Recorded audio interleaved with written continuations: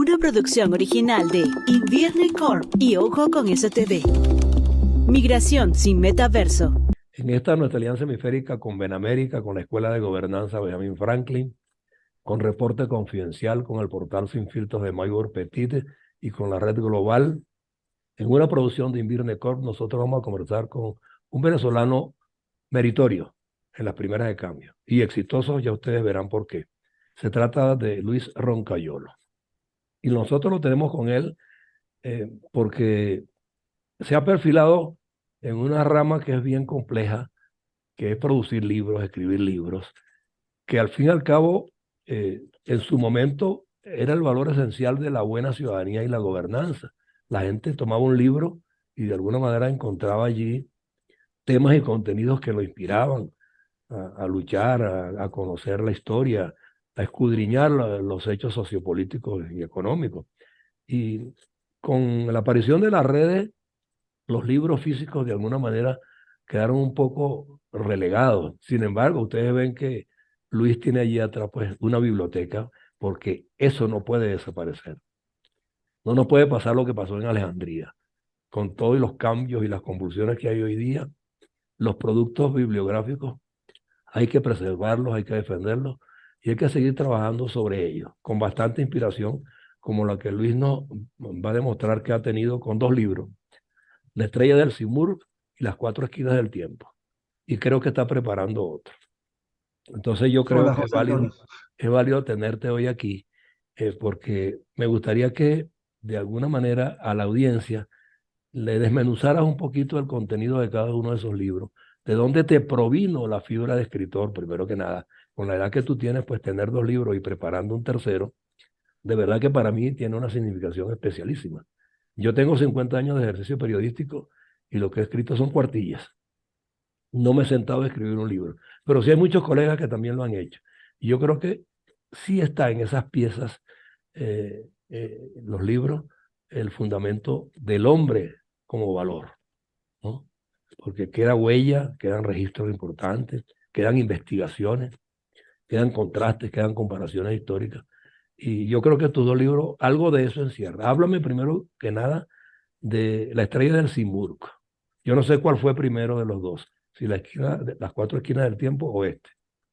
Tú Bueno, de hecho se publicó primero Las Cuatro Esquinas del Tiempo, pero primero que nada, pues muchas gracias por aceptarme en tu programa, José.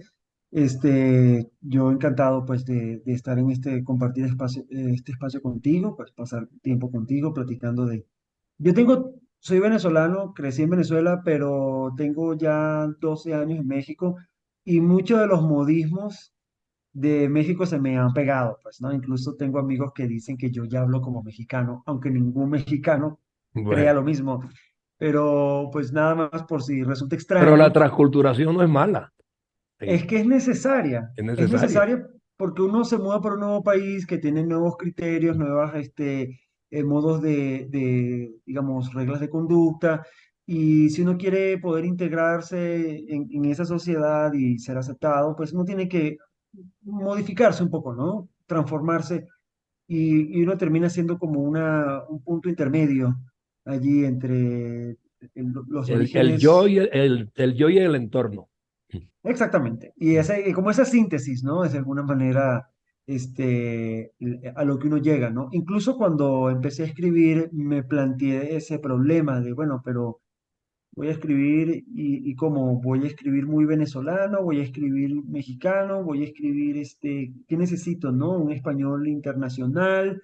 Ese es como yo creo que el primer reto contra el que se enfrenta cualquier Escritor escritor o ensayista o lo que sea, sí, o exacto. ensayista, exacto, escritor de lo que ensayo, porque he escrito también ensayo, poeta, ¿no? O guión de cine, lo que sea, tiene que enfrentarse con el hecho de, bueno, ¿y En cuál va a ser? el mismo periodismo nos pasa.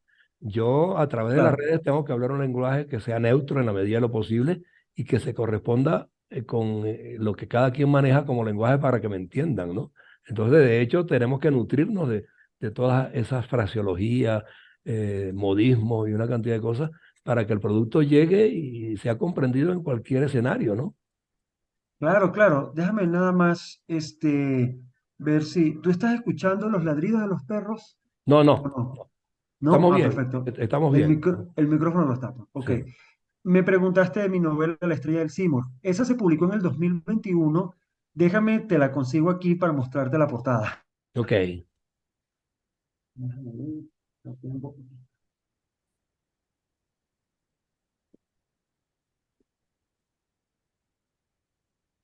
Porque exactamente. la portada habla bastante sobre de qué trata la novela. Ya está de alguna manera aquí representado. El Simurg es una ave mitológica de Persia, de la antigua Persia, y también utilizado mucho por los poetas persas del medioevo como una metáfora de Dios. Y pues en esta novela yo lo que quise fue crear una historia de un viaje.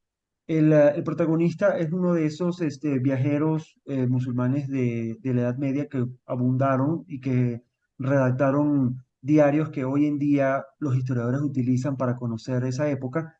Entonces yo creé mi viajero que está tratando de llegar al Polo Norte. Quiere como demostrar una tesis astronómica allí y de alguna manera viaja por muchos países comenzando por Bagdad. Digamos, empieza en Bagdad y empieza a viajar y bueno, ocurren cosas en el camino, en el Cáucaso. Es como una peripecia, ¿no? Donde se consigue con diferentes personajes, conoce reyes de esos países, ¿no? De los países del Medio Oriente y del centro de Asia, al sur de Rusia, etcétera, todo el camino bueno, hasta llegar a lo que hoy en día sería el norte de Finlandia, ¿no? Ok. La geografía de la Edad Media es muy diferente a la geografía de nuestra época. Entonces, yo sí estuve varios años investigando, metiéndome en este mundo de, yo diría que es el mundo de iranio o persa, ¿no? Hay árabe también, pero la cultura árabe en mi novela es tangencial, mientras que trato de enfocarme más en la cultura de los iraníes, pues, ¿no? Que, bueno, hoy en día hay como un conflicto geopolítico Es que que es totalmente lo que te moderno. quería decir es, ese recorrido que tú haces desde el punto de vista histórico y bibliográfico inclusive, o sea, estaba bien alejado del caos que hoy día estamos percibiendo, ¿no? Era más que todo centrado en los hombres de valor, en la gente que meditaba, que escribía pergaminos, que redactaba normas sociales, de valor. O sea, yo creo que siento que el libro debe estar inspirado en esa parte del individuo, ¿no? De las civilizaciones, ¿no? Sí, fíjate que justamente en la Edad Media, en finales del siglo XII, que es cuando realmente está posicionada la novela, el Irán, y no solamente Irán, lo que hoy en día vendría a ser Uzbekistán, Tayikistán, Turkmenistán, toda esa región, incluyendo Afganistán, Irak, hasta el Cáucaso, era una civilización extremadamente próspera y civilización en el sentido de que dieron muchísimos aportes para la cultura, cosas que hoy en día tomamos por sentado, en la matemática, en la astronomía, Mm. en la geometría.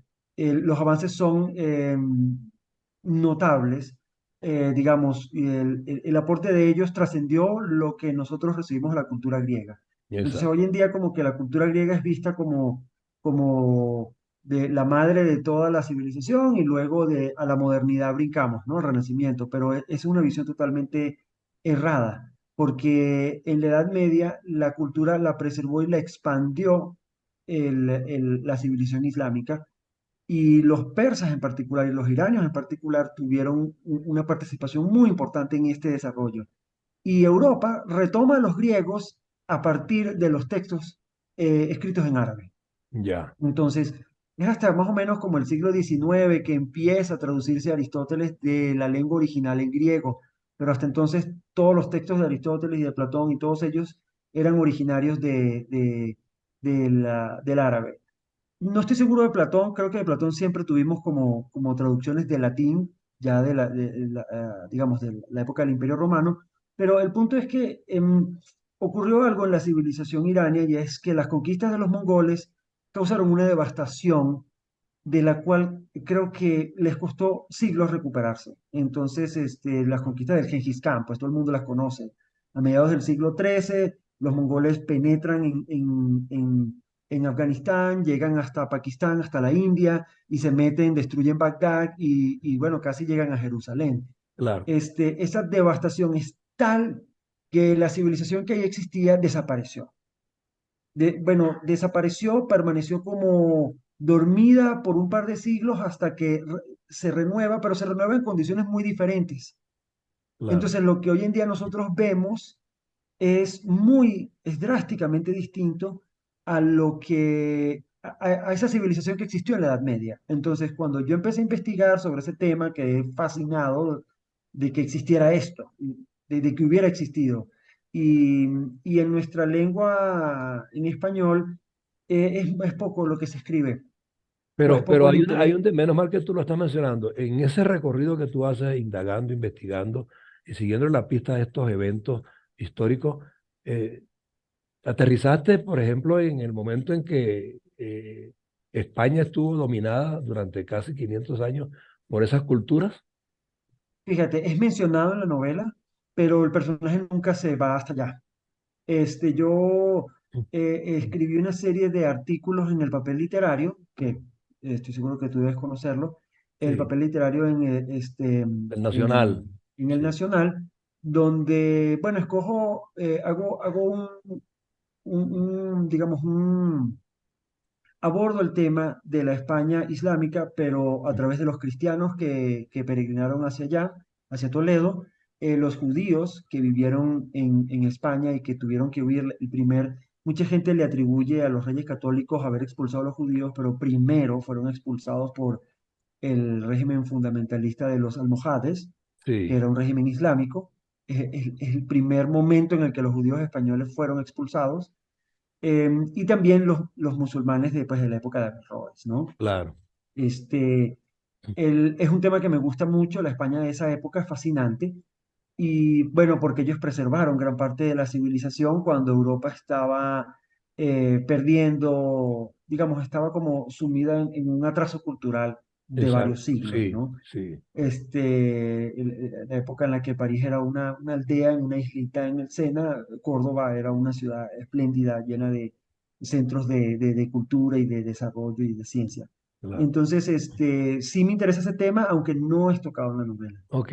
Es mencionado en una ocasión Bueno, nada pero más. vamos a pedirle a la gente que de todos modos vaya a la novela, ¿no? La compre, se comprometa con ella, se involucre, la Sí, Estrella del Simur, porque lo que estamos viviendo hoy con respecto a esos países del Medio Oriente, o sea, fueron en algún momento pues algo bien distinto, como nos está dejando ver Roncayolo en su obra. Pero como el tiempo es corto, Luis, o sea, yo quiero dejar en suspenso el resto para claro, que la claro, gente claro. indague, ¿no? Y Por compre la supuesto. novela. Está en Amazon, ¿es correcto? Está en Amazon, no sé si todavía está disponible en Amazon porque la editorial creo que la sigue vendiendo a través de su portal, que es este Grupo Dauro. Una El editorial grupo española, Tauro, no, Dauro, con D Dauro, ok. de Durango. Sí, Este, el, en la tienda de ellos creo que es donde es más apropiado comprar, la tienda directamente de ok, editorial Dauro. ok. Hay la otra novela, Las Cuatro Esquinas del Tiempo. Entiendo que allí sí aludes a Simón Bolívar, aludes a estas épocas más recientes nuestras o no. No, no, no. Las cuatro esquinas del tiempo De qué es habla un Las libro Cuatro de Esquinas del cuentos. Tiempo? Es un libro de cuentos. Ajá, La editorial es colombiana, es la editorial Nueva Luz. Y las cuatro esquinas del tiempo son múltiples cuentos de cuatro culturas, que son los indígenas precolombinos, ajá. los grecorromanos, de nuevo, el mundo musulmán medieval, y los vikingos. Ah, ok. Entonces, son cuentos de diferentes contextos, con elementos fantásticos, pero en su mayoría de contenido histórico, ¿no? Y por lo general son dramáticos, ¿no? Son situaciones extremas. Eh, hay un cuento en particular, uno de los que más me gusta es un cuento que tiene que ver sobre la destrucción de Milán, la devastación que ocurrió en Milán durante las guerras del emperador Justiniano para tratar de Sí, retomar Italia de los godos. También hay uno que está como muy inspirado en Las Mil y una Noches, que se llama El perfumero de Bagdad, y es tal cual la historia de un perfumero ambicioso que está tratando de ganar más dinero con la fórmula de un perfume que él inventó, pues. ok. Y bueno, todo sale mal al final, ¿no? Sí, Pero es porque son esas. esas historias. Ok, pero yo estoy errado entonces, porque en algún lado leí que tú habías escrito algo sobre la vida de Bolívar, ¿o no? No, ¿No te no, has no, metido nunca en me he esos metido hasta temas? allá. ¿No te has No, metido en nunca esos me... temas? Bueno, mira, en la vida de Bolívar, Bolívar es un personaje extraordinario y es un personaje que en Venezuela y en Colombia y en Ecuador y en Perú, ¿no? Ha dejado una memoria impresionante. Nunca he querido escribir nada sobre Bolívar porque creo que es algo así como un lugar común entre los venezolanos. Ya, Es decir, no hacen falta venezolanos que escriban sobre Bolívar. ya. Y yo por los momentos no me considero preparado para tocar ese tema. Ah, ok, ok. Quién sabe, o sea, no estoy cerrado para nada a tocarlo. Yo estuve escribiendo algo sobre Venezuela un tiempo, pero lo abandoné. Como que, mm, no sé, no, es que no es mi tirada, realmente. No Claro. voy por ahí. Pero estás en la preparación de un nuevo libro, por lo que tengo entendido. Ahí sí me tienes que decir hacia dónde está enfilado, o sea, se recrea sobre qué escenario, sobre qué personaje, sobre qué tema sociopolítico. Bueno, fíjate que no debería realmente revelar el tema No, de la no, pero novela, de ya está forma macro, o terminada. sea, hacia dónde se enfila, qué intentas redescubrir en ese nuevo libro. Bueno, fíjate, ese libro está escrito en inglés. Ok, Yo viví en Estados Unidos, estudié mi maestría en Estados Unidos y la novela tiene que ver con Nueva York y es sobre Nueva York. Yo viví allí un tiempo y tengo como muchos recuerdos y sigo leyendo el libro sobre Nueva York. Y en general, el libro pues se enfoca en el tema del crimen organizado, ¿no? Y de la mafia. ok, Entonces, no tiene nada que ver con el mundo islámico, pero también es una novela histórica. Es una novela histórica porque ocurre en los años 50. claro. Entonces, el, eh, yo siempre, digamos, siempre he tenido facilidad con el inglés, lo he ido mejorando con el tiempo, espero que sea pues bien recibida o alguien la quiera tomar. Estoy justo en los toques finales. Digamos, en estos días estoy dedicándome a terminarla. Ah, está por terminarlo. Para el mes que viene o el año que viene, ¿para cuándo estaría listo? Yo espero, mi esperanza es que esté para el año que viene.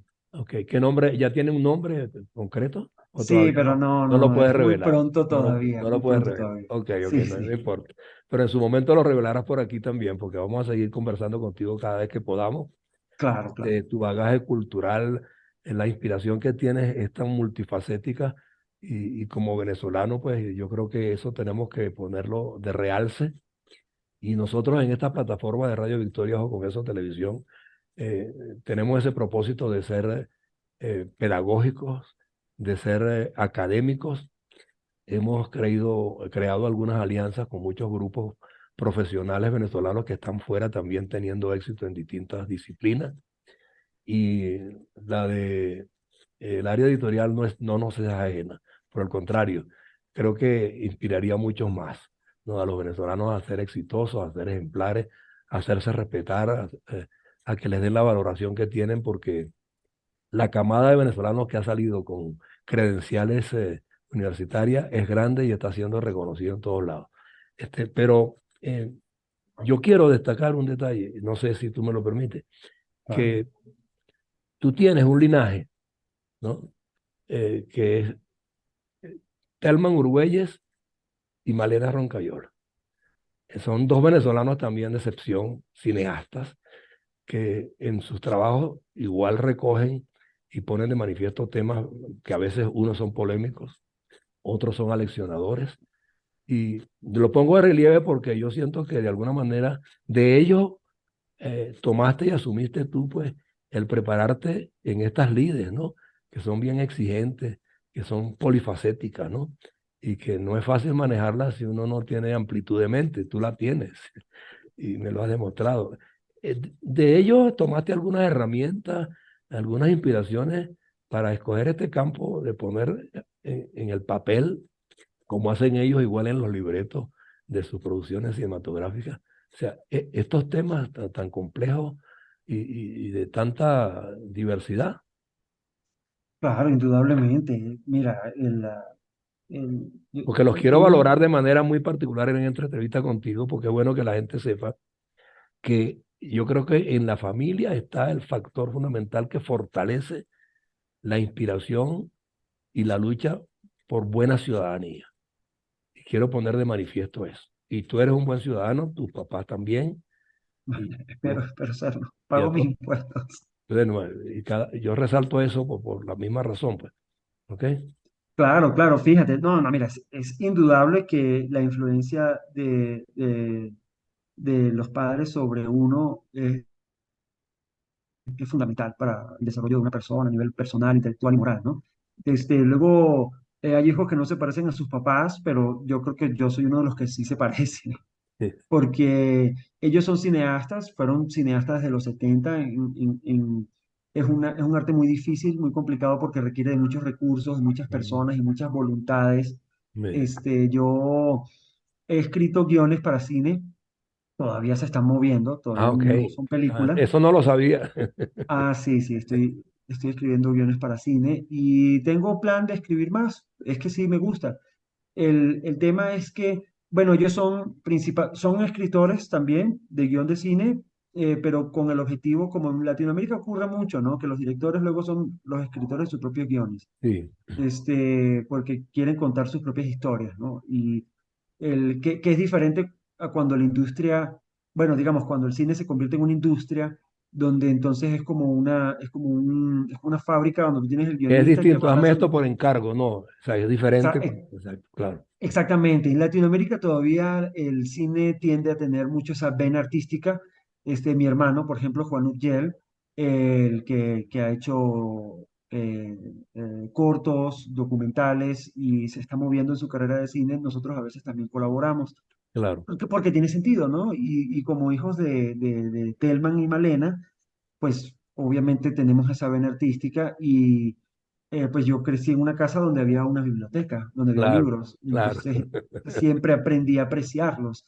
Hoy en día la tecnología, desgraciadamente, y lo voy a decir así, desgraciadamente, ha hecho que los individuos se alejen del objeto del libro y se alejen digamos, del hábito de leer por el hábito de consumir rápidamente contenido digital que se les olvida.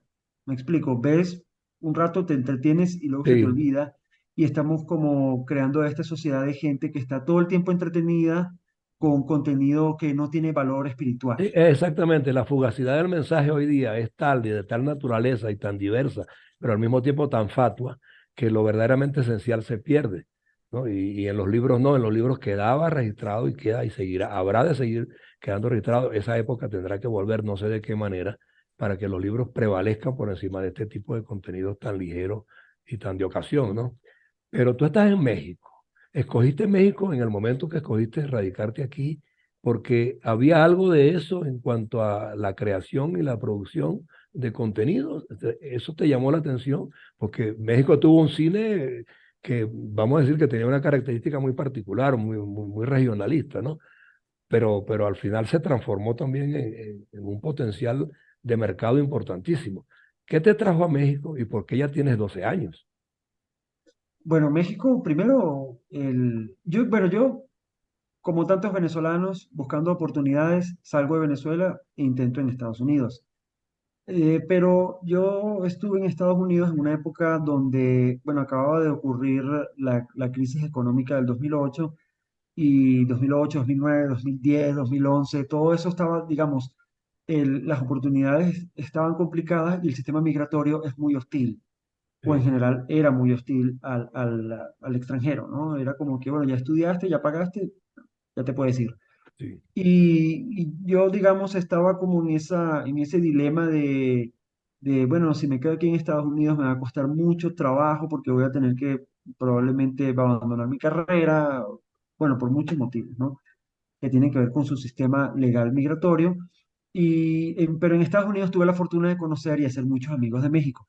Ah, ok, Y fue cuando de pronto México entró dentro de mi radar, ah, ok. ¿no? Antes no existía, entró dentro de mi radar y yo pasé un tiempo, digamos, me vine aquí, visité México y me gustó desde el primer momento. La verdad, me convenció desde el primer momento y dije, oye, ojalá Caracas fuera como Ciudad de México. O sea, era lo que Ujú. yo pensaba. sí, Ojalá tuviera la misma cantidad de centros culturales, de librerías, de museos, ojalá tuviera la misma cantidad de cafés. Yo considero que viví una vida relativamente bohemia en Caracas, pero pues, no tiene ninguna comparación con México, me explico. O sea, México son como 7 ciudades juntas y cada sí. ciudad con su universo cultural, ¿no? Hasta el La centro sola donde yo vivo. capital la sola capital de por sí es una cantera de cosas que uno se le pierde de vista, ¿no? Imagínate Las, el resto del país eh, con todas sus diversidades, ¿no?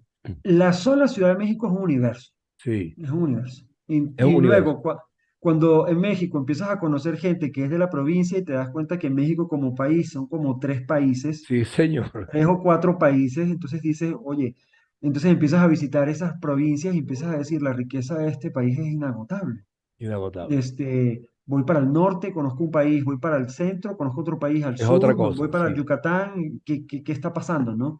Y eso es algo que es como si la Gran Colombia hubiera sobrevivido. Imagínate, Se hubiera preservado, sí. imagínate que se hubiera preservado Ecuador, Colombia, Venezuela y Panamá en el mismo país. Todo El el mundo mismo. diría que esa Gran Colombia que tiene todo el mundo diría que es extremadamente diversa. Bueno, algo así es Sí, como yo diría que es claro. México. O sea, es un país que se mantuvo junto teniendo prácticamente regiones que son totalmente diferentes. Sí, mira, Luis Y Roncayolo, fíjate bien, nos quedan 5 minutos aproximadamente.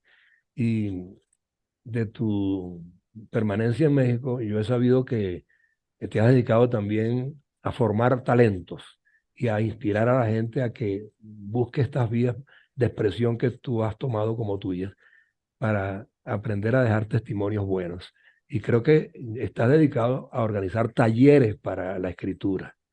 Cuéntanos un poco eso, porque vamos a hacer un programa luego de uno que tienes preparado para el mes que viene de noviembre, por lo que conozco en algunas publicaciones que he visto por allí, para que nos hable un poquito de eso y dejar comprometido tu tiempo en otra ocasión para que hablemos de ese taller en particular que vas a realizar el mes que viene. Ok, fíjate, rápidamente. En general el mundo literario en Latinoamérica es muy rico y talleres abundan. En Venezuela abundaban y en México pues no te puedo decir la cantidad de talleres literarios y artísticos que existen. Yo estuve pensando por mucho tiempo, pues, qué tipo de taller podía dar yo.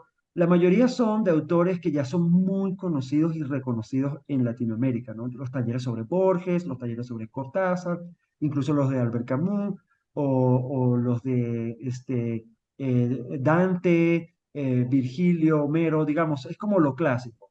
Lo que yo he notado es que no existe una aproximación literaria a la obra de J.R.R. Tolkien, porque Tolkien es un autor inglés que es extremadamente inglés en su manera de escribir este, pero tiene una influencia impresionante en la cultura popular y también en nuestros países, por las películas, por el contenido que existe, ¿no? Y por sus maravillosas historias y libros.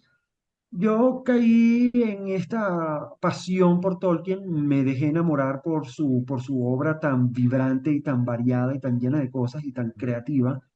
Y una de las cosas que me di cuenta fue, hay mucho de Tolkien, pero desde el punto de vista del aficionado, del fan que le gusta pues el disfraz o le gusta la historia, pero estudios literarios sobre Tolkien que se profundicen en cuál es su metodología para escribir, cómo llegó a las conclusiones a las que llegó, no hay mucho, la verdad. No, Y ok, en México, pues no hay. Y yo dije, bueno, y hay un espacio donde yo puedo aportar. Entonces abrí este taller, se llama Los Nombres de Tolkien, en la librería Elena Garro, que es una librería del Fondo de Cultura Económica y de Educal, aquí en la Ciudad de México, en la bellísima zona de Coyoacán. Allí me dieron este espacio y en noviembre va a empezar el taller. ok. Bueno, yo vi que ya está promovido. Ya está Ha habido promovido. feedback? Cuéntame cómo sientes que va a hacer ese taller. Va a tener buena participación, hay motivación, la gente siente que sí es razonable inscribirse en él porque le va a dejar algunas herramientas válidas para empezar a manejarse dentro de este campo. Pues mira, yo creo que sí, Sí, porque hay un boom ahorita del interés por Tolkien, pero como te digo, la mayor parte de la oferta que hay ahorita en el mercado tiende a ser de carácter de aficionado. Aficionado no en el sentido negativo, aficionado en el sentido de que son fans, pues no es la palabra claro, para... para fans que les gustan los personajes, que les gustan las historias. Yo quiero darle otro enfoque y quiero básicamente llamar a público que no necesariamente sea aficionado de Tolkien, que sea en general amante de la literatura y que quizá quiera escribir Ok, y que quiere escribir y que quiere entender el proceso creativo de un autor, porque claro, te digo, ya se hace muchísimo de Borges, por ejemplo, claro, muchísimo. claro. Entonces, claro, todo el mundo sigue a Borges y tiene todo el sentido del mundo porque porque es genial, es fundacional. Sí, Pero el método de Tolkien, de cómo se redacta, cómo se escriben historias, es tan diferente y único, y yo no veo que haya aquí en Latinoamérica y en México en particular mucha atención en ese tema. Entonces creo que hay espacio allí para aprender. bueno, De mi pero no, parte, como, no vamos a decirlo todo aquí. ok, De todos modos, ya que quedamos comprometidos en que vamos a hacer un nuevo programa contigo para hablar de ese taller en particular. Y ojalá que podamos también allí contactar a algunos de los participantes para que nos den sus pareceres sobre esas enseñanzas y esas orientaciones que tú les estás dando allí o les vas a dar allí. ¿Ok? Entonces, yo claro, te estaría avisando para ver si ya cercanos a la fecha, ya, hacemos un segundo programa contigo ya en particular, no sobre tus obras, y lo del otro libro que estás escribiendo, porque ese en su momento pues también va a estar con nosotros. En Radio Victoria o con esa televisión, como te dije al comienzo, nuestro propósito es poner de manifiesto todas estas corrientes culturales, ideológicas, hacer contrastes históricos y al fin y al cabo pues te ofrezco esta tribuna como tuya. Ya tú sabes pues de dónde viene mi contacto contigo, con toda la libertad me puedes llamar sin contratiempo, te atenderé pues en forma inmediata en la medida de lo posible para que cada vez que quieras y puedas hablar de estos tópicos pues asumas la tribuna para ti. ¿Ok? muchas gracias, José. Te Seguro que agradezco sí. mucho. Bueno, Luis Roncayolo, ya han conocido ustedes pues su producción literaria, el trabajo en el que está hoy día, y es un venezolano en México con 12 años. Yo también soy venezolano, tengo apenas 4 años, estoy por circunstancias, tengo un hijo aquí también, pero no obstante me ha fascinado este país, conociéndolo a distancia, y ahora que estoy en él pues muchísimo más, porque de verdad, como decía Luis, hay una diversidad tal desde el punto de vista de la cultura y de las búsquedas históricas que yo creo que vale la pena que ahondemos en ello con frecuencia. Así que en Luis vamos a tener un vocero sobre ese particular. Gracias, Luis. Gracias a ti, José. Que tengas un bonito día. Igualmente, un abrazo. Adiós. Hasta luego. Adiós.